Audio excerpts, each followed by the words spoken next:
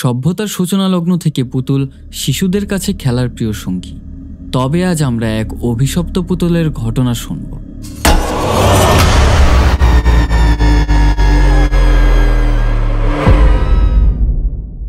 পুতুলটির নাম অ্যানাবেল। ঘটনাটা 1970 সালের। তখনকার সময় কাল্ট গ্রুপ দিন দিন বৃদ্ধি পাচ্ছিল। এমনই এক কাল্ট গ্রুপের এক্সপেরিমেন্টের ফল হচ্ছে এই ডলটি। এবং আজ আপনাদের শোনাবো অ্যানাবেল 2014 মুভির ঘটনা। তাছাড়া আমি Emon and welcome to my channel সিনেহল। এবং তার সাথে কানে হেডফোন লাগিয়ে বসে পড়ুন আজকের ভিডিও শেষ অবধি দেখার জন্য।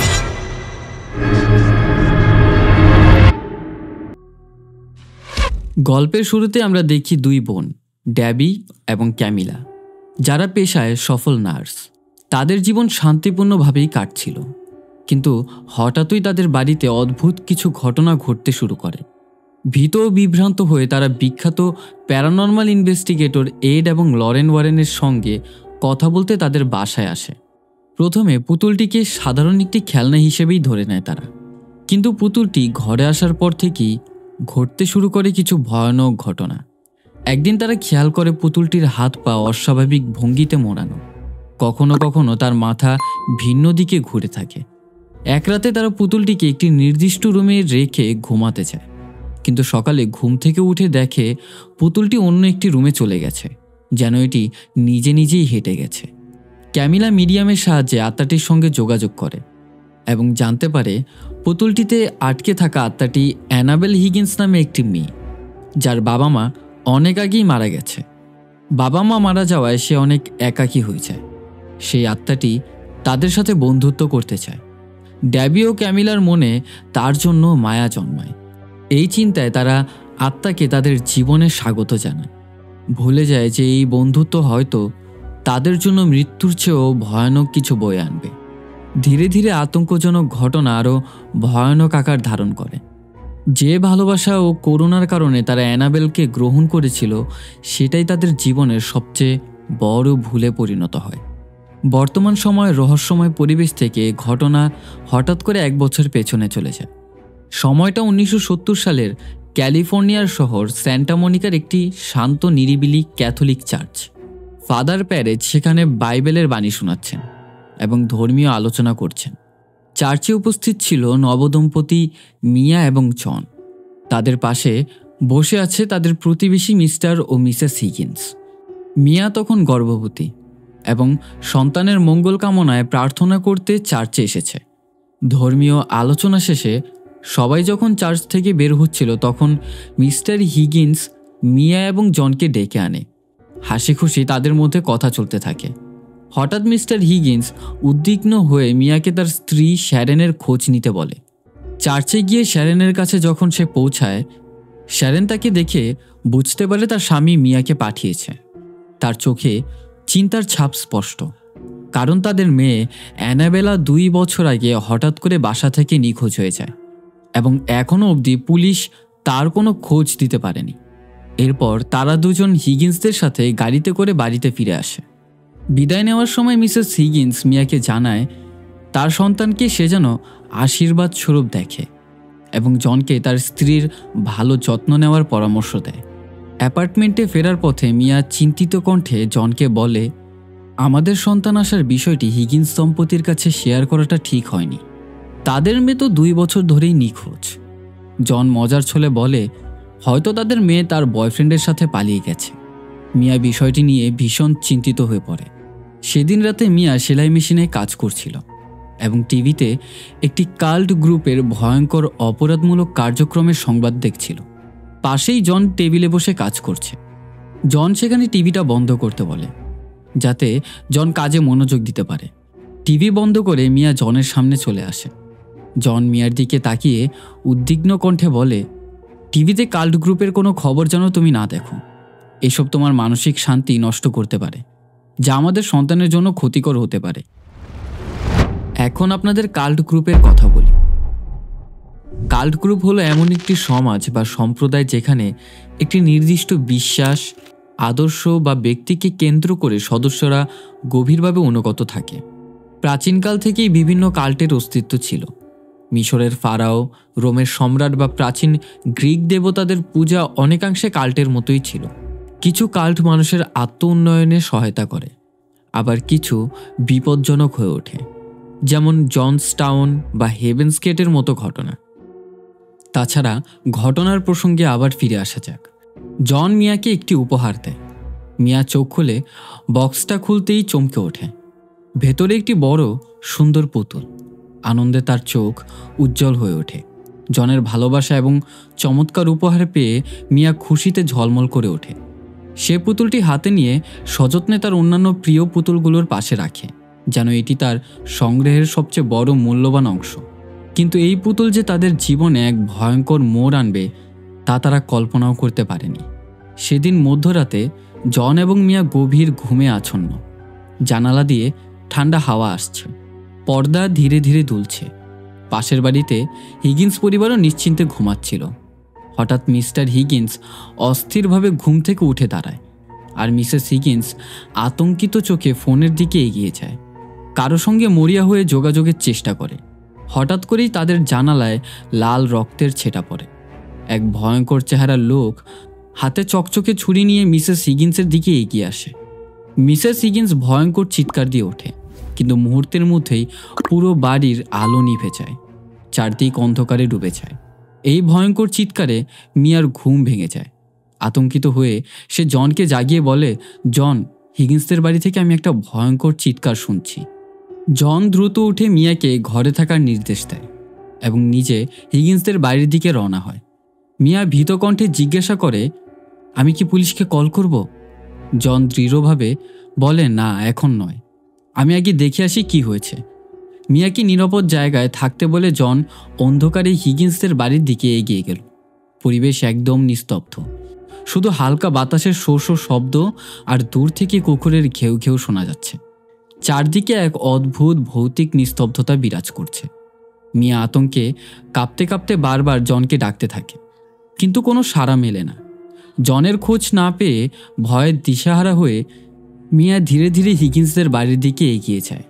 হঠাৎ বাড়ির অন্ধকার দরজা ঠেলে জন বেরিয়ে আসে। তার শার্টে ছিটে থাকা রক্তের দাগ আর আতঙ্কিত চোখের চাহনি দেখে মিয়ার শ্বাস আটকে যায়। ভয় আর উদ্বেগে কাঁপতে থাকা কণ্ঠে জন চাপা গলায় বলল, দ্রুত অ্যাম্বুলেন্স কল করো। মিয়া আতঙ্কিত হাতে টেলিফোন ধরে অ্যাম্বুলেন্সের জন্য কথা বলছিল। ঘরের চারপাশে অদ্ভুত নিস্তব্ধতা। শুধু মিয়ার থরথর করা কণ্ঠস্বর ভেঙে দিচ্ছিল সেই নীরবতা। ধীর পায়ে একটি মেয়ে পেছন দিক দিয়ে হেঁটে যাচ্ছিল। মেয়েটির সাদা পোশাক আর এলোমেলো চুল। কথা শেষ করে মিয়া ক্লান্ত হয়ে রুমে ফিরে যায়। ঘরের নীরবতা যেন আরও ভারী হয়ে আসে।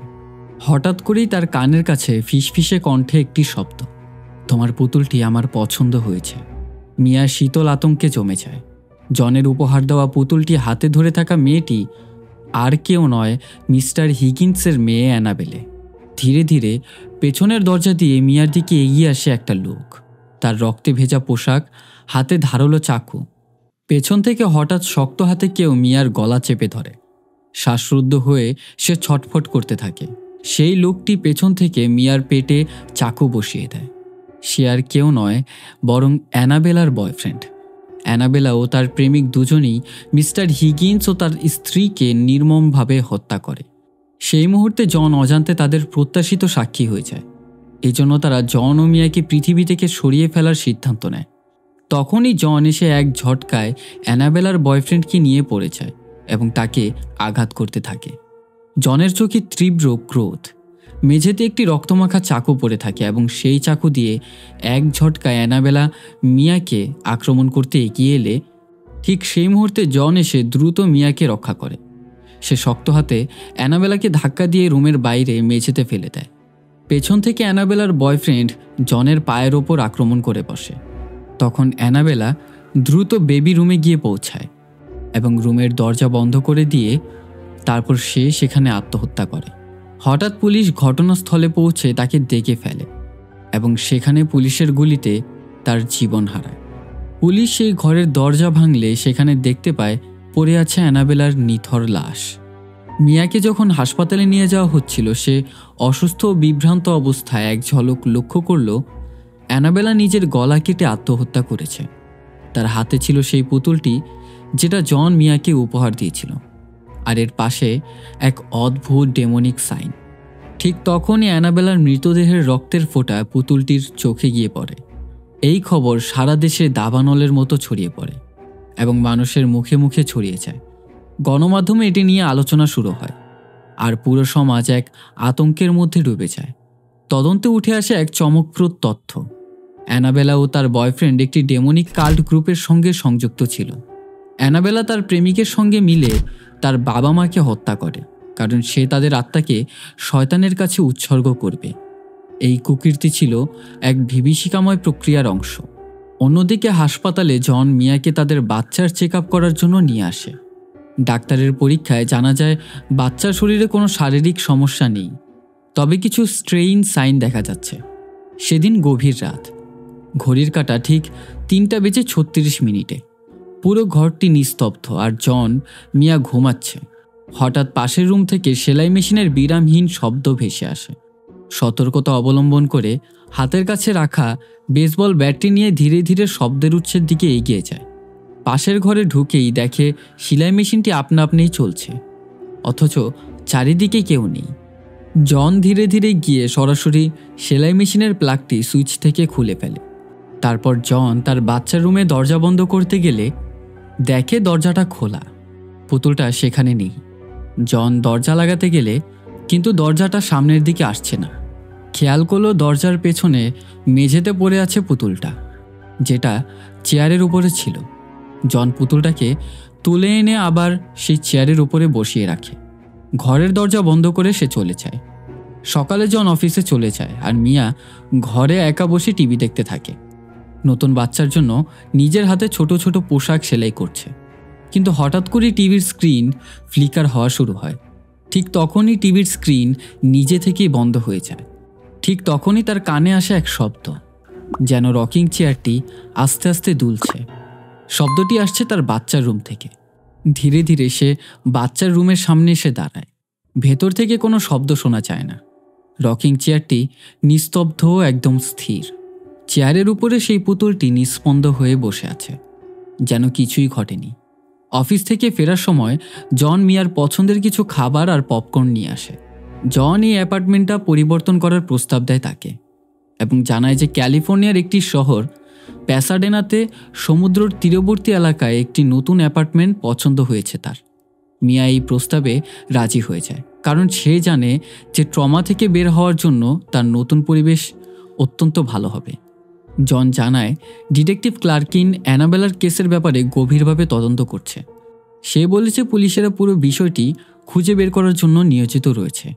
মিয়া সেদিনই পুতুলটিকে বাসা থেকে সরিয়ে ফেলে দেয়, যেন আর কখনো সেটা তাদের জীবনে ফিরে না আসে। বিকেলে ডিটেকটিভ ক্লার্কিন তাদের বাসায় এসে অ্যানাবেলার কেসের ব্যাপারে আলোচনা শুরু করে। তিনি জানান তদন্তে উঠে এসেছে যে অ্যানাবেলা এবং তার বয়ফ্রেন্ড একটি ডিমনিক কাল্টের গ্রুপের মেম্বার ছিল। ক্লার্কিন আরও বলে তাদের শয়তানি কর্মকাণ্ডের সাথে যুক্ত থাকার কারণে অ্যানাবেলা এবং তার বয়ফ্রেন্ড এমন ভয়ঙ্কর কাজ করেছিল। এই তথ্য জানার পর মিয়া এবং জন আরও আতঙ্কিত হয়ে পড়ে। জন কিচেনে গিয়ে পপকর্ন তৈরি করতে শুরু করে। ঘরে ফিরে এসে দেখে মিয়া টিভি দেখতে দেখতে ঘুমিয়ে পড়েছে। তাই জন পপকর্ন চুলার ওপর রেখে চুলাটা অফ করে দিয়ে চলে যায়। আজ জন 2 দিনের জন্য অফিসের কাজে শহরের বাইরে যাবে। জন কিছুটা নার্ভাস ছিল, কারণ মিয়াকে গর্ভবতী অবস্থায় বাসায় একা রেখে তার চলে যেতে হচ্ছে। এরপর ঘটে একটি ভয়ানক ঘটনা। মিয়া আরাম করে বসে টিভি দেখছিল ও সেলাই মেশিনে কাজ করছিল। হঠাৎ কিচেনের মধ্যে কোনো অদৃশ্য শক্তি যেন চুলার সুইচটা অন করে দেয়। সেখানে কেউ ছিল না। জন গতরাতে পপকর্নের প্যাকেটটা রেখে গিয়েছিল এবং চুলা বন্ধ করে দিয়েছিল। চুলার তাপমাত্রা ক্রমশ বাড়তেই থাকে। সম্পূর্ণ রুম জুড়ে পোড়া গন্ধ ছড়িয়ে পড়ে। মিয়া তার কাজে এতটাই ডুবেছিল যে সে এই পরিবর্তনগুলো বুঝতে পারছিল না। সে বসে বসে টিভি দেখছে আর সেলাই মেশিনে তার হাতের কাজ দ্রুত গতিতে চলছিল। কিন্তু সে যে এতটাই অনমনা হয়ে পড়েছিল সে আর তা টের পায়নি। এক মুহূর্তে দুর্ঘটনাবশত তার হাতের আঙুলটি মেশিনে থাকা সুইয়ের মধ্যে ঢুকে যায়। কিছুক্ষণের জন্য সে সেলাই মেশিন থেকে উঠে গিয়ে বেসিনে হাতটা পরিষ্কার করতে আসে, কিন্তু কিচেনের পরিস্থিতি তখন ভয়াবহ ছিল। হঠাৎ সে টের পায় কিচেন থেকে পোড়া কিছু একটার গন্ধ আসছে। কিছু না বুঝেই মিয়া দ্রুত কিচেনে চলে যায়। সেখানে পা রাখতেই তার চোখে পড়ে আগুন ধীরে ধীরে লেগে গেছে, আর এই তীব্রতা সারা ঘরেই ছড়িয়ে পড়েছে। বাড়িতে সে সম্পূর্ণ একা। চারপাশের পরিবেশ ক্রমশই অশুভ হয়ে উঠছিল, কারণ হঠাৎ সে চেয়ারের সঙ্গে ধাক্কা খেয়ে মাটিতে পড়ে যায়। এক মুহূর্তে চিৎকার করতে থাকে সাহায্যের জন্য। তার শরীরের শক্তি যেন এক নিমিষেই হারিয়ে গিয়েছিল। সে হামাগুড়ি দিয়ে সামনের দিকে এগোতে চেষ্টা করছিল, কিন্তু তারপরই এক অদৃশ্য শক্তি তার পায়ের নিচ থেকে তাকে টেনে ধরে, তাকে কিচেনের দিকে নিয়ে যেতে চায়। মিয়া ভয়ে আতঙ্কে সে চিৎকার দিয়ে ওঠে। প্রতিবেশীরা মিয়ার চিৎকার শুনে দ্রুত তার দিকে ছুটে এলো এবং তাকে হাসপাতালে নিয়ে যায়। জন খবর পেয়ে দ্রুত হাসপাতালে চলে আসে। মিয়ার পাশে এসে দাঁড়িয়ে সে গভীর দুঃখের সাথে ক্ষমা চায়। মিয়া তার দিকে তাকিয়ে বলে, এইসব বাদ দাও, পেছনে দেখো। ঠিক তখনই নার্স এসে তাকে অভিনন্দন জানায়। জন তার নবজাতক মেয়েকে কোলে তুলে নেয়। তার চোখে আবেগের জল দেখা যায়। তারপর মিয়া চোখে পানি নিয়ে দুর্ঘটনার কথা একে একে বলতে শুরু করে। সব কিছুর পরিপ্রেক্ষিতেই তারা সেই অ্যাপার্টমেন্টটা ছেড়ে দেয় এবং ক্যালিফোর্নিয়ার একটি ছোট্ট শহরে গিয়ে ওঠে। নতুন অ্যাপার্টমেন্টে ওঠার পর কয়েক বছর তারা আর কোনো সমস্যার সম্মুখীন হয়নি। জন এবং মিয়া তাদের ছোট্ট মেয়েকে নিয়ে সুখে শান্তিতে বসবাস করতে থাকে। তাদের বাচ্চাকে নিয়ে তারা চার্চে যায়। চার্চে পৌঁছানোর পর ফাদার প্যারেজ বাইবেলের বাণী ও ধর্মীয় আলোচনা শুরু করে। তাদের নতুন বাড়িতে পৌঁছানোর পর জন ও মিয়া কার্ডবোর্ড থেকে আসবাবপত্র বের করছিল। হঠাৎ একটি পুরনো কার্ডবোর্ড থেকে সেই পুতুলটি বেরিয়ে আসে, যেটা জন মিয়াকে উপহার দিয়েছিল। পুতুলটা দেখে জন অবাক হয়ে যায়, কারণ সে নিশ্চিত ছিল যে সে তো এই পুতুলটাকে ডাস্টবিনে ফেলে দিয়ে এসেছিল। মিয়া বলছিল হয়তো তারা ভুলবশত এই পুতুলটাকে এখানে নিয়ে এসেছে। তবে জন পুতুলটি নিয়ে চিন্তা করতে থাকে। তবুও মিয়া কিছু একটা ভেবে পুতুলটাকে তার কাছেই রেখে দেয়। সেদিন মিয়া টিভিতে একটি শো দেখতে দেখতে সোফায় ঘুমিয়ে পড়ে। পাশের দোলনায় লিয়া গভীর ঘুমে। হঠাৎ করে টিভির ডিশ সিগন্যাল বন্ধ হয়ে যায়। সেই মুহূর্তে লিয়ার ঘরের মধ্যে একটি সাদা পোশাক পরিহিত আত্মা উপস্থিত হয়, যা কিছুটা অ্যানাবেলার মতো দেখতে। আত্মাটি ধীরে ধীরে দোলনার সামনে চলে আসে এবং যখন সে মাথা নামিয়ে লিয়ার দিকে তাকায়, লিয়া চিৎকার করে কান্না করে ঘুম থেকে উঠে যায়। তবে সেখানে দেখা যায় সব কিছুই ঠিক আছে। মিয়া তার মেয়ে লিয়াকে নিয়ে একটি ছোট বুক স্টোরে যাওয়ার জন্য রওনা হয়। সিঁড়ি দিয়ে নিচে নামতে নামতে মিয়া লক্ষ্য করে একটি ছোট ছেলে ও মেয়ে সেখানে বসে ড্রয়িং করছে। দৃশ্যটি তাকে অদ্ভুতভাবে আকৃষ্ট করে। মিয়া তাদের কাছে এগিয়ে গেল এবং সদয়ভাবে কথা বলতে চাইল, কিন্তু ছেলেটি তার বোনকে কিছু একটা বলল, যেন তার বোন অপরিচিত কোনো ব্যক্তির সাথে কথা না বলে। মিয়া তখন ছোট মেয়েটির দিকে তাকিয়ে তার নাম জানতে চাইল, কিন্তু মেয়েটি কোনো কিছু দ্বিধায় পড়ে তার নাম বলতে চাইলেও বলতে পারল না। সে চুপচাপ সেদিকে তাকিয়েছিল, যেন কোনো কারণ ছিল যা তাকে নাম বলতে বাধা দিচ্ছিল। সেখান থেকে মিয়া চলে আসে। মিয়া তার মেয়েকে স্ট্রোলারে রেখে সাথে নিয়ে বইয়ের দোকানে গেল। দোকানের বাইরে দাঁড়িয়ে একটি বই তার নজর কাড়ল, দ্য ডেভিলস ওয়েলকাম। তখন হঠাৎ করে বুক স্টোরের ভেতর থেকে এক মহিলা বের হলো, যার নাম ছিল ইভলাইন। তিনি এই বুক স্টোরের মালিক। ইভলাইন মিয়াকে সদয়ভাবে জিজ্ঞাসা করলেন, পালমেরি অ্যাপার্টমেন্টে নতুন এসেছ? মিয়া বলল, হ্যাঁ। বুক স্টোর থেকে ফিরে মিয়া তার মেয়েকে নিয়ে অ্যাপার্টমেন্টের সিঁড়ি বেয়ে উপরে উঠছিল। হঠাৎ তার চোখে পড়ল সিঁড়িতে একটি ড্রয়িংয়ের কাগজ পড়ে আছে। কৌতূহলবশত কাগজটি তুলে নিল। ড্রয়িংটি দেখে তার মন ভালো হয়ে যায়, কারণ ছবিটি একজন মা তার বাচ্চাকে স্ট্রোলারে রেখে হাঁটছেন। কয়েক ধাপ উপরে উঠতেই আরেকটা ড্রয়িং সে দেখতে পায়। এবার ড্রয়িংটা কিছুটা অস্বস্তিকর ছিল। একজন মা তার বাচ্চাকে স্ট্রোলারে রেখে হাঁটছে এবং তার সামনে একটি ট্রাক দ্রুত গতিতে ছুটে আসছে। আরেকটু উপরে গেলে আরেকটা ড্রয়িংয়ের কাগজ তার সামনে এসে পড়ে। কাগজটা তুলে সে আতঙ্কে জমে যায়। শেষ ড্রয়িংটি ছিল ভয়ঙ্কর। ছবিটিতে দেখা যাচ্ছে দ্রুত গতিতে আসা ট্রাকটা স্ট্রোলারটিকে ভয়ঙ্করভাবে ধাক্কা দিল এবং শিশুটির অসহায় দেহ ছিটকে পড়ল ও মারা গেল। রাতে জন অফিস থেকে বাসায় ফিরলে মিয়া তাকে সিঁড়ি থেকে পাওয়া ড্রয়িংগুলো দেখায়। ড্রয়িংগুলোর ভয়ঙ্কর দৃশ্য দেখে মিয়া আতঙ্কিত হলেও জন তা সহজভাবে নেয়। সে মিয়াকে সান্ত্বনা দিয়ে বলে, এগুলো নিছক বাচ্চাদের কল্পনার ছবি, শিশুরা প্রায়ই এমন ভৌতিক ড্রয়িং করে, ভয়ের কিছু নেই। জন মিয়ার হাত ধরে মৃদু হেসে বলে, কাল থেকে আমি আগেই অফিস শেষ করব, তাড়াতাড়ি বাসায় ফিরব। পরের দিন রাতে গান শুনতে শুনতে মিয়া ডিনার করছিল। ডিনার শেষে মিউজিকটা অফ করে সে কিচেনে গিয়ে থালা বাসন গোছাতে লাগছিল, কিন্তু হঠাৎ করে তার গা শিউরে উঠল। মিউজিকটা অটোমেটিক বন্ধ হয়ে যায়। শরীরে শীতল স্রোত বয়ে গেলেও কৌতূহল আর ভয়ের মিশ্র অনুভূতি নিয়ে মিয়া ধীরে ধীরে জানালার দিকে এগিয়ে যায়। জানালার কাছে পৌঁছে সে কাপা হাতে জানালায় হাত রাখল। শীতল এক বাতাস মিয়াকে ধাক্কা দিয়ে মেঝেতে ছুঁড়ে দিল। মিয়া কয়েক মুহূর্তের জন্য স্তব্ধ হয়ে যায়, কিন্তু চোখ খুলে তাকাতেই সে দেখতে পায় জানালার বাইরে থেকে একটি 10 বছরের মেয়ে সাদা কাপড় পরিহিত অবস্থায় অদ্ভুত গতিতে দৌড়ে ঘরে ঢুকে পড়ল। পরবর্তীতে এই ঘটনা মিয়া জনকে জানায়। জন জানায় তাদের ফাদার প্যারেজের সঙ্গে এই বিষয়ে কথা বলা উচিত। পরের দিন সকালে তারা চার্চে গিয়ে ফাদার প্যারেজের সাথে কথা বলে।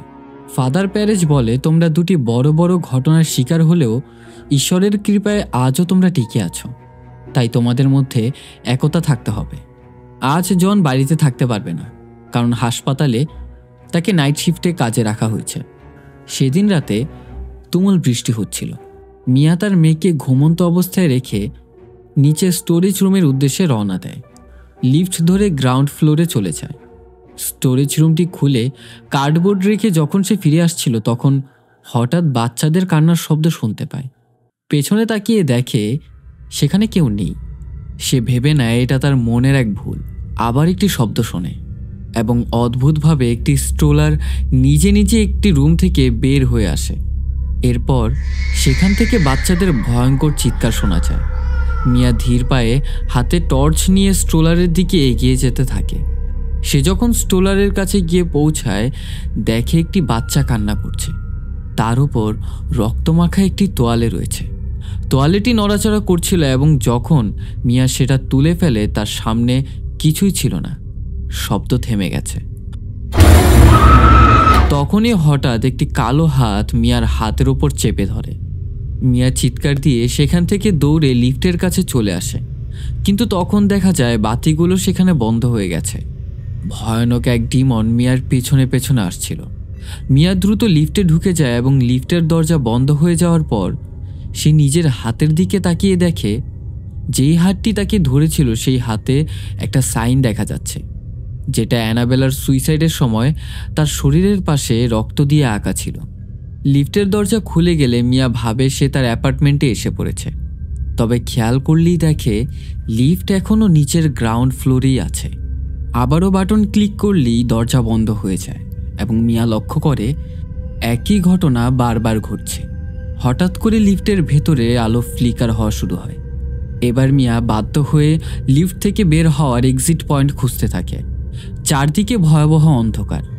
কিছু দূর এগিয়ে গেলে মিয়া লাল বাতির এক্সিট পয়েন্ট দেখে দ্রুত সেখানে দৌড় দিয়ে চলে যায়, কিন্তু তখন মেঘের গর্জন বাড়ে এবং এক্সিট পয়েন্টের দরজা খুলে সিঁড়ি দিয়ে উপরে উঠতে থাকে। তখন লিয়ার কান্নার আওয়াজ ভেসে আসে। আতঙ্কিত হয়ে মিয়া সিঁড়িতে দৌড়ে গিয়ে হোঁচট খায় এবং নিচের দিকে তাকিয়ে দেখে সেই ভয়ানক ডিমনের কালো হাত বিদ্যুৎ চমকানিতে দেখা যাচ্ছে।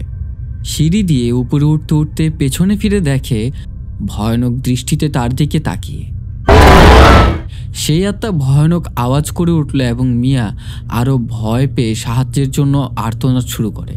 দরজা খুলে ভেতরে প্রবেশ করে, কিন্তু তার হাতে সেই ডেমনিক সাইনটি দেখা যায়, যেটা অ্যানাবেলার মৃতদেহের পাশে দেখা গিয়েছিল। মিয়া এখন বাসায় ফিরে আতঙ্কিত অবস্থায় নিজের হাত ব্যান্ডেজ করে। সকালে সে ধীরে ধীরে ব্যান্ডেজটি খুলে দেখে তার হাত একেবারে পরিষ্কার, সে ডেমনিক সাইনটা আর নেই। এই ঘটনার পর মিয়া ডিটেকটিভ ক্লার্কিনকে সব জানিয়ে তার বাসায় আসার অনুরোধ করে। কিছুক্ষণ পর ডিটেকটিভ ক্লার্কিন মিয়ার বাসায় এসে পৌঁছায়। ক্লার্কিন কৌতূহলী দৃষ্টিতে মিয়ার দিকে তাকিয়ে থাকে এবং বলে, আপনি যখন আমাকে বাসায় আসতে বললেন, আমি বেশ অবাক হয়েছিলাম, কারণ যখন আমি আগের বাড়িতে এসে অ্যানাবেলা কেসের ব্যাপারে কথা বলতে চেয়েছিলাম, আপনি তখনও এই ব্যাপারে কথা বলতে চাননি।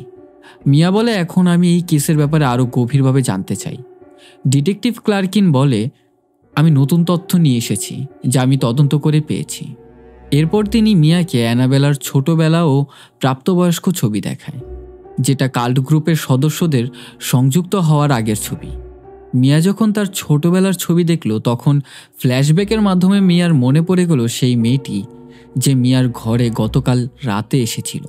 সে তখন ডিটেকটিভ ক্লার্কিনকে প্রশ্ন করে, আপনি এই কেসের ব্যাপারে আর কি কি জানতে পারলেন?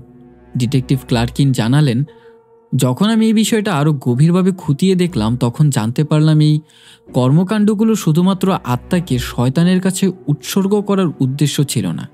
আসল উদ্দেশ্য ছিল কোনো অশুভ শক্তিকে জাগ্রত করা। মিয়া বিস্ময় জিজ্ঞাসা করল, তারা কিসের জন্য এসব কাজ করতে চায়?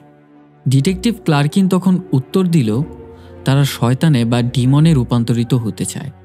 মিয়া তার কাছ থেকে সেই কাল্ট গ্রুপের নাম জানতে চাইলে সে জানায় কাল্ট গ্রুপের নাম হচ্ছে the disciples of the RAM, এবং অ্যানাবেলে যেই রক্ত দিয়ে ডেমনিক সাইনটা লিখেছিল তার মানে হলো আত্মাকে উৎসর্গ করা এবং শয়তানকে জাগ্রত করা। পরবর্তীতে মিয়া চলে যায় একটা বুক স্টোরে। বুকশেলফ থেকে সে একটা পুরনো এবং রহস্যময় বই তুলে নেয়। গভীর মনোযোগ দিয়ে বইটি ঘাঁটতে ঘাঁটতে হঠাৎ ইভলাইন এসে উপস্থিত হয়। মৃদু হাসি নিয়ে ইভলাইন জিজ্ঞাসা করে, আমি কি তোমাকে কিছু সাহায্য করতে পারি? মিয়া ভরকে গিয়ে উত্তর দেয়, না, এমনিই দেখছিলাম। অস্বস্তি নিয়ে পাশ কাটিয়ে চলে যাওয়ার চেষ্টা করে সে, কিন্তু ইভলাইন তাকে থামিয়ে দৃঢ় কণ্ঠে বলে, আমি তোমার থেকে বয়সে বড়, জীবন সম্পর্কে অনেক কিছু দেখেছি।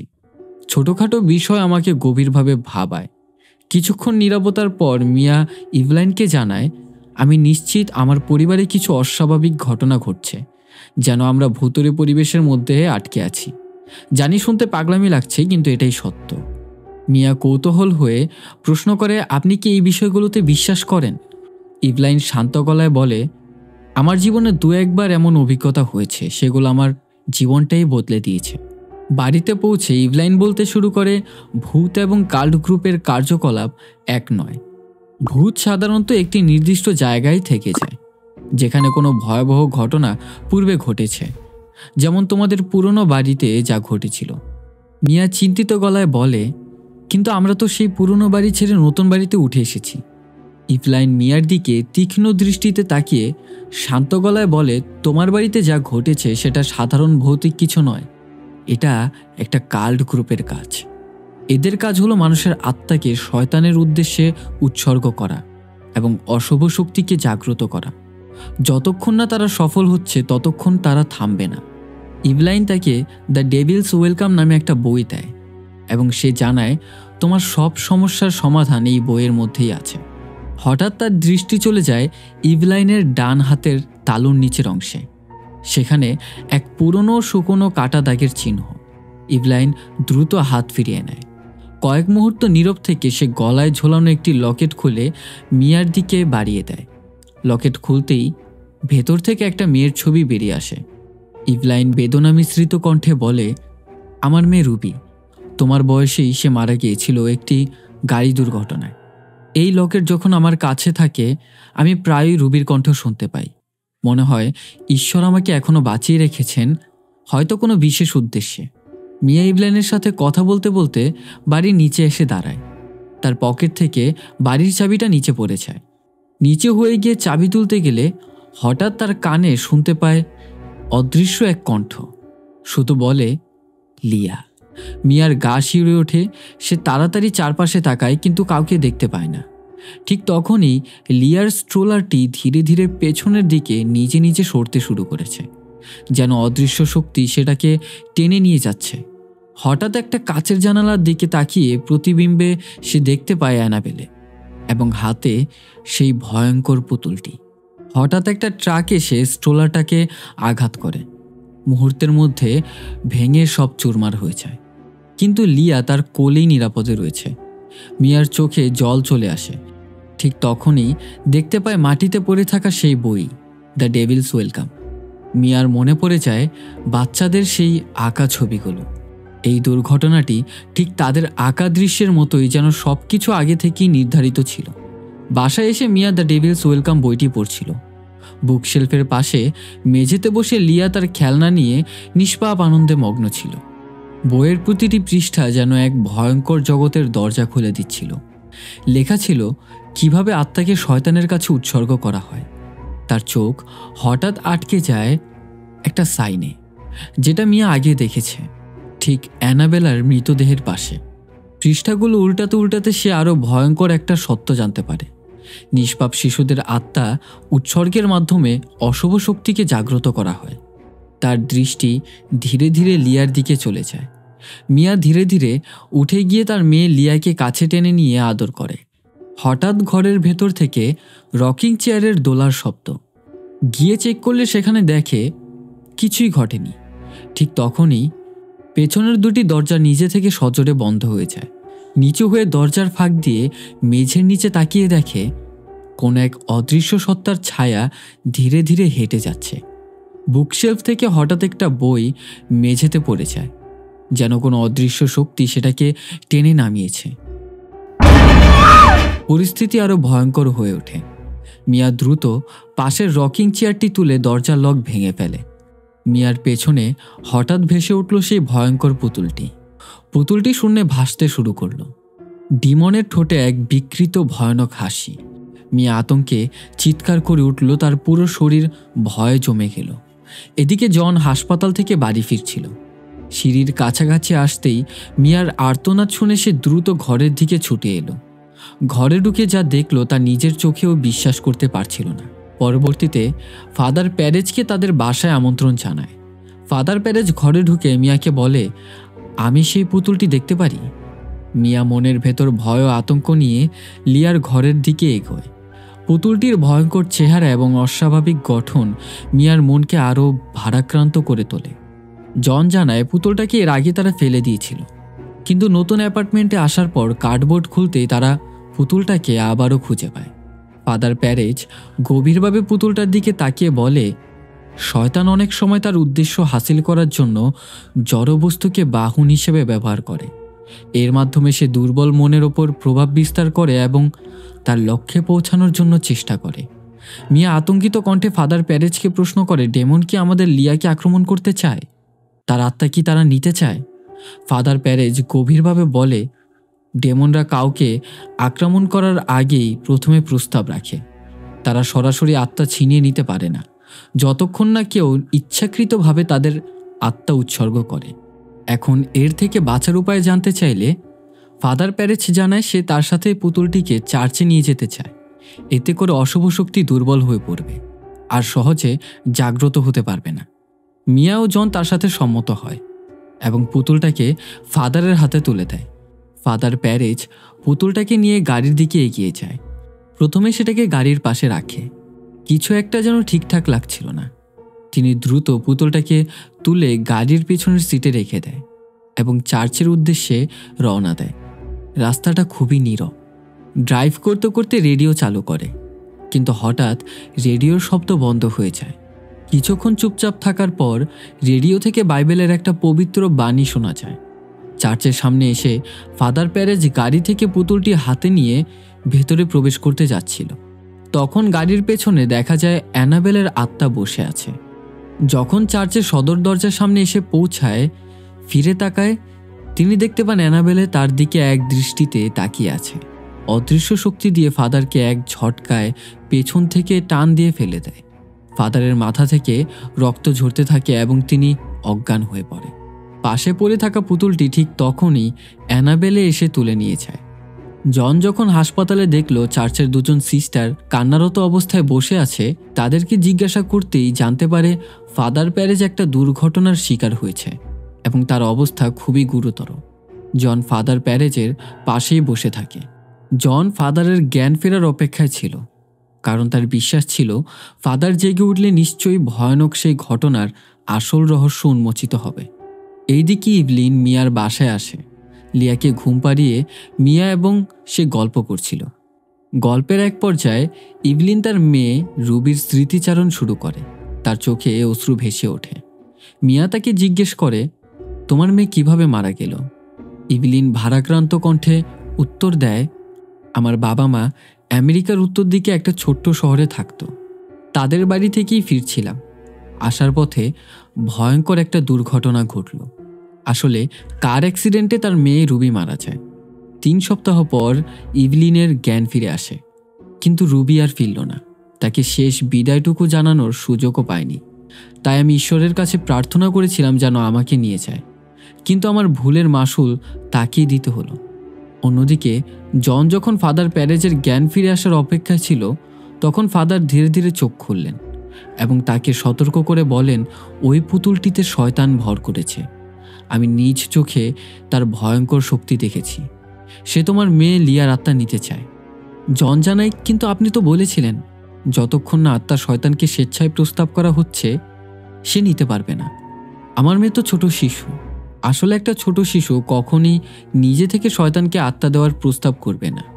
তবে শয়তানের প্রতারণার ক্ষমতা সীমাহীন। এই কথাগুলো জনের মনে গভীর আতঙ্কের ছাপ ফেলে। সে দ্রুত মিয়াকে সতর্ক করতে টেলিফোনের দিকে ছুটে যায় এবং মিয়াকে জানায় দ্রুত বাসা থেকে বের হতে হবে, লিয়ার বড় বিপদ আসতে চলেছে। কিন্তু টেলিফোনের সংযোগ বিঘ্ন ঘটায় মিয়া কিছুই শুনতে পায়নি। ঠিক তখনই দরজায় একটি কড়া নড়ার শব্দ শোনা যায়। মিয়া দরজার দিকে এগিয়ে গেলে লুকিং গ্লাসের দিকে তাকিয়ে দেখে ফাদার প্যারেজ সেখানে দাঁড়িয়ে আছে। কিন্তু সে জানতো না ফাদার প্যারেজ এখনও হাসপাতালে। দরজা খুলতেই দেখে ফাদার প্যারেজ উল্টো দিকে তাকিয়ে নিশ্চল হয়ে দাঁড়িয়ে আছে। মিয়া ধীরে ধীরে এগিয়ে গিয়ে উদ্বিগ্ন স্বরে জিজ্ঞাসা করে, ফাদার, সব কিছু ঠিক আছে? কোনো সাড়া না পেয়ে তিনি আরও তার কাছে গিয়ে ফাদারের পিঠে আলতো করে হাত রাখে। তখনই দেখতে পায় এক বিকৃত চেহারা। মিয়ার আর বুঝতে বাকি রইল না এটা ফাদার প্যারেজ না, এটা ছিল এক ডিমন, যিনি ফাদারের রূপ ধারণ করে তার বাড়ির সামনে এসে দাঁড়িয়েছে। খাবার টেবিল থেকে জিনিসপত্র একের পর এক মাটিতে পড়তে লাগলো। গ্রামোফোনটি নিজে থেকেই চালু হয়ে গেল, যার থেকে বের হতে লাগলো এক ভয়ানক অশুভ সুর। ঠিক তখনই দূর থেকে লিয়ার কান্নার মর্মস্পর্শী আওয়াজ ভেসে এলো। মিয়া দেরি না করে দ্রুত লিয়ার ঘরের দিকে দৌড়ালো আর ইভলাইন সাহায্যের জন্য জনকে টেলিফোন করার চেষ্টা করে। মিয়া লিয়ার ঘরে পৌঁছেই থমকে গেল। ঘরটি ফাঁকা, লিয়ার কোনো চিহ্ন অবধি নেই। চারপাশে ছড়ানো পুতুলগুলো ভয়ঙ্কর বিকৃত অবস্থায় পড়ে আছে। ইভলাইন আতঙ্কিত কণ্ঠে জানালো, টেলিফোন কাজ করছে না, এটা পুরোপুরি ডেড। আমাদের দ্রুত এই বাসা থেকে বের হতে হবে। মিয়া জানায়, আমি লিয়াকে খুঁজে পাচ্ছি না, তাকে খুঁজে বের করতেই হবে, তারপর এখান থেকে বের হব। ঠিক তখনই উপরতলা থেকে ভারী পায়ের আওয়াজ শোনা গেল। আতঙ্কে মিয়া ও ইভলাইনের দেহ শীতল হয়ে যায়। ইভলাইন ধীরে ধীরে মাথা ঘুরিয়ে তাকাতেই উপরের সিঁড়ির দিকে একটা ছায়াকে দেখতে পায়। এক শক্তিশালী আঘাতে ইভলাইনকে ঘরের বাইরে ছুঁড়ে ফেলে দিল। তারপরই ঘরের দরজা নিজে নিজে বন্ধ হয়ে যায়। মিয়া আতঙ্কে দরজা খোলার চেষ্টা করল। সে মরিয়া হয়ে দরজাটি ধাক্কাতে লাগলো, কিন্তু কোনো লাভ হলো না। হঠাৎ ঘরে এক ভয়ঙ্কর গর্জন ভেসে এলো, যা রক্ত হিম করে দেওয়ার মতো। মিয়ার শ্বাস বন্ধ হয়ে আসতে লাগলো। ঠিক তখনই লিয়ার কান্নার আওয়াজ শোনা গেল। মিয়া দ্রুত ঘরের এদিক সেদিক লিয়াকে খুঁজতে শুরু করলো, কিন্তু কোনো সাড়া নেই। কান্নার আওয়াজ ক্রমাগত তার কাছে শোনা গেলেও লিয়ার কোনো অস্তিত্ব দেখা যাচ্ছে না। মিয়া বুঝতে পারছিল এই কান্না কোনো সাহায্যের আবেদন নয়, বরং এটা ছিল একটা ফাঁদ, এক ভয়ঙ্কর কিছুর আসন্ন। একটা মুহূর্তের জন্য মিয়া ঘরটার মধ্যে থমকে দাঁড়িয়ে গেল। চোখের সামনে দেখতে পেল সেই পুতুলটিকে সোফায় নিঃসঙ্গভাবে বসে রয়েছে। অশ্রুসিক্ত কণ্ঠে মিয়া পুতুলটিকে জিজ্ঞাসা করল, তুমি আমার কাছ থেকে কি চাও? মিয়া যখন লিয়ার ঘরে প্রবেশ করল, তখন পুরো ঘরের পরিবেশ ভিন্ন রকম হয়ে গিয়েছিল। সারা ঘর জুড়ে লাল রঙের পেন্সিল দিয়ে লেখা ছিল, আমি তার আত্মা চাই। আর এই লেখা ছিল ছোট শিশু লিয়ার সম্পর্কে। মিয়া পুতুলটিকে ধরে তীব্র রাগে বলল, আমার মেয়েকে ফিরিয়ে দে। এরপর সেই পুতুলটিকে সজোরে কয়েকটি আঘাত করে মেঝেতে ফেলে দিল। তবে এক অদ্ভুত ঘটনা ঘটল। মিয়া যখন পুতুলটি মেঝেতে ফেলল, তা মুহূর্তের মধ্যে এক ভয়ানক পরিবর্তন নিল। পুতুলটি আসল লিয়া হয়ে উঠল। লিয়া নিঃশব্দে মেঝেতে শুয়েছিল, তার নিথর শরীর যেন অজ্ঞান হয়ে পড়েছিল। মিয়া শিহরিত হয়ে নিজেকে বিশ্বাস করতে পারল না। সে ভুল বুঝেছিল, সে আসলেই তার মেয়েকে মেরে ফেলেছে। সবকিছু ছিল একটা ধোঁকাবাজি, একটা ডিমনের কৌশল। কিছু সময় পর মিয়া চোখ মুছতে মুছতে আবার দেখল তার মেয়ের শরীর ছিল না, বদলে সেখানে একটি পুতুলে পরিণত হয়ে গিয়েছে। এতক্ষণ ধরে যা দেখছিল সবই ছিল তার ভ্রম, একটা মিথ্যা বাস্তবতা, যা তার নিজের মনের সৃষ্টি। এবং ঠিক তখনই মিয়া জানালার কাছে গিয়ে একটা অদ্ভুত লেখা দেখতে পেল। লেখা ছিল ইয়োর সোল। আর সেই সঙ্গে জানালাটি অদ্ভুতভাবে খুলে গেল। একটা ভয়ালো ইঙ্গিত ছিল, যেন সে যদি তার মেয়েকে বাঁচাতে চায় তবে তাকে জানালা দিয়ে ঝাঁপ দিতে হবে। সে যদি আত্মহত্যা করে তাহলে শয়তানের কাছে তার আত্মা উৎসর্গ করা হবে। এই মুহূর্তে মিয়া তার মেয়ে লিয়ার কান্না শুনতে পেল, আর তার হৃদয়ে এক অসীম যন্ত্রণা খেলে গেল। অশ্রুসিক্ত চোখে সে একা একা বলল, লিয়া, তোমার মা তোমাকে রক্ষা করতে আসছে। এদিকে জন বাসায় ফিরে আসে। ইভলাইন দরজা খুলে বের হওয়ার চেষ্টা করে এবং মিয়াকে চিৎকার করে ডাকতে থাকে।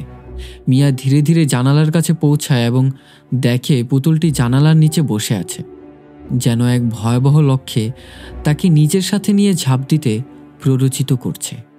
জন ও ইভলিন একসাথে দরজা ভেঙে মিয়াকে খুঁজতে থাকে।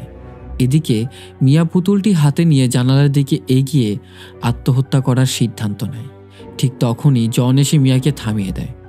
জন ব্যাকুল হয়ে মিয়াকে বলে, তুমি এমন কিছু করো না, আমাদের জন্য নিশ্চয়ই অন্য কোনো উপায় আছে। মিয়া কাঁদতে কাঁদতে জানায়, আমার আর কোনো উপায় নেই। শয়তান আমার মেয়ের আত্মা চায়, কিন্তু আমি আমার আত্মাকে উৎসর্গ করে আমার মেয়ের জীবন বাঁচাবো। এই কথা শোনার পর ইভলিন মিয়াকে অনুরোধ করে, তুমি এটা করো না, এমন কোনো পথ বেছে নিও না যা তোমার জীবন কেড়ে নিবে। কিন্তু মিয়া নিজের সিদ্ধান্তে অটল থেকে জানালা দিয়ে লাফ দেওয়ার প্রস্তুতি নেয়। ঠিক তখনই জন ঝাঁপিয়ে পড়ে মিয়াকে শক্ত করে টেনে ধরে এবং তার জীবন বাঁচিয়ে নেয়। জন মিয়াকে শান্ত করার চেষ্টা করছিল। মিয়ার চোখে ভয়ের ছায়া এখনো স্পষ্ট। এদিকে ইভলিন একান্তে একটি কঠিন সিদ্ধান্ত নেয়। মিয়া ও জনের মেয়েকে শয়তানের কবল থেকে বাঁচানোর জন্য সে নিজের আত্মাকে উৎসর্গ করার সিদ্ধান্ত নেয়। ইভলিন পুতুলটিকে হাতে নেয় এবং নিজের লকেটটি শক্ত করে ধরে জানালার দিকে এগিয়ে যায়। শেষবারের মতো মিয়া ও জনের দিকে মমতাময়ী দৃষ্টিতে তাকিয়ে এক আত্মবিশ্বাস নিয়ে জানালা দিয়ে নিচে লাফ দেয়, নিজের জীবন উৎসর্গ করে দেয় শয়তানের কাছে। মুহূর্তটি ছিল বেদনাদায়ক এবং কিছুক্ষণের মধ্যেই মিয়া ও জন বিস্মিত হয়ে দেখতে থাকে। তাদের ছোট মেয়ে দোলনায় বসে আছে, যেন কোনো অলৌকিক শক্তি তাকে ফেরত দিয়েছে। ইভলিনের আত্মত্যাগের মাধ্যমে শয়তানের অভিশাপ চিরতরে শেষ হয়ে যায় এবং মিয়া ও জন তাদের মেয়েকে ফিরে পেয়ে পুতুলের ভয়াবহতা থেকে মুক্তি পায়। এরপর দৃশ্য পরিবর্তন হয় 6 মাস পরে। অভিশপ্ত জীবন থেকে মুক্তি পেয়ে জন ও মিয়া তাদের মেয়ে লিয়া এখন সুখী ও স্বাচ্ছন্দ্যময় জীবনযাপন করছে। একদিন তারা চার্চে যায় ঈশ্বরের কাছে প্রার্থনা করার জন্য। প্রার্থনা শেষে তারা ফাদার প্যারেজের সাথে দেখা করে। কথোপকথনের এক পর্যায়ে ফাদার প্যারেজ জিজ্ঞাসা করেন, এখন কি তোমাদের আর কোনো সমস্যা হচ্ছে? মিয়া উত্তর দেয়, সেদিন রাতের পর থেকে আর কোনো সমস্যা হয়নি। আমার মনে হয় পুলিশ পুতুলটা নিজেদের কাছে রেখে দিয়েছে। জন তখন বলে, ডিটেকটিভ ক্লার্কিনের কাছেও পুলিশের তরফ থেকে এমন কোনো রিপোর্ট আসেনি। ফাদার প্যারেজ গম্ভীর কণ্ঠে বলে, শয়তান তার কাজ চালিয়ে যাবে।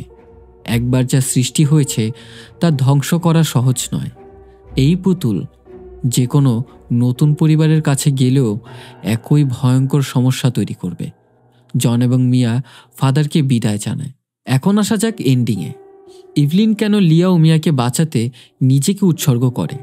ইভলিন তার মেয়ের মৃত্যুর জন্য প্রায়শ্চিত্ত করতে চেয়েছিল। মিয়া এবং জনের প্রতিবেশী ইভলিন তাদের অ্যাপার্টমেন্টের জানালা থেকে লাফ দিয়ে মারা যায়, কিন্তু এর পেছনে তার একটা গভীর উদ্দেশ্য ছিল। সে কয়েক বছর আগে একটা গাড়ি দুর্ঘটনায় তার মেয়ে রুবির মৃত্যুর জন্য নিজেকে দোষী মনে করত। তাই লিয়া ও মিয়াকে রক্ষা করে তিনি তার সবচেয়ে বড় ভুলের প্রায়শ্চিত্ত করতে চেয়েছিল। ইভলিন মিয়া ও জনের মধ্যে নিজের অতীতের প্রতিচ্ছবি দেখতে পায়, যারা এক নবদম্পতি হিসেবে জীবনের প্রতি আশাবাদী। প্রথমে মনে হয়েছিল ফাদার প্যারেজ নিজেকে উৎসর্গ করবে, কারণ তিনি একজন পাদ্রী এবং ঈশ্বরের সেবা ও শয়তানের বিরুদ্ধে সংগ্রাম তার জীবন উৎসর্গ করবে। তবে ইভলিনের অতীতের কাহিনী প্রকাশ পেলে বোঝা যায় আত্মত্যাগের জন্য তার আরও শক্তিশালী একটি ব্যক্তিগত কারণ রয়েছে। ডিমন একটি আত্মা চেয়েছিল, কিন্তু ইভলিনের নিঃস্বার্থ আত্মত্যাগ হয়তো পরিস্থিতি বদলে দেয়। তাই এই মহৎ কাজ ডিমনকে পরাজিত করে এবং সম্ভবত তার আত্মা নরকে টেনে নেওয়া থেকে রক্ষা পায়। ইভলিনের আত্মত্যাগ হয়তো এমনই এক পবিত্র কাজ ছিল যা অশুভ শক্তিকে পরাস্ত করে কোনো আত্মা হরণ করতে দেয়নি। এবং এখানেই শেষ হয় অ্যানাবেলের 2014 মুভির ঘটনা। জানি ভিডিওটা অনেক লং হয়েছে, কিন্তু ভিডিওটা মেক করতে অনেক কষ্ট হয়েছে। তার জন্য অবশ্যই লাইক বাটনে ক্লিক দিতে কিন্তু ভুলবেন না, এবং চ্যানেলে নতুন হয়ে থাকলে সাবস্ক্রাইব করে পাশে থাকা বেল আইকনে অল সেট করে দেবেন। এবং দেখা হচ্ছে শীঘ্রই নতুন একটা ভিডিও নিয়ে। Till then, good by.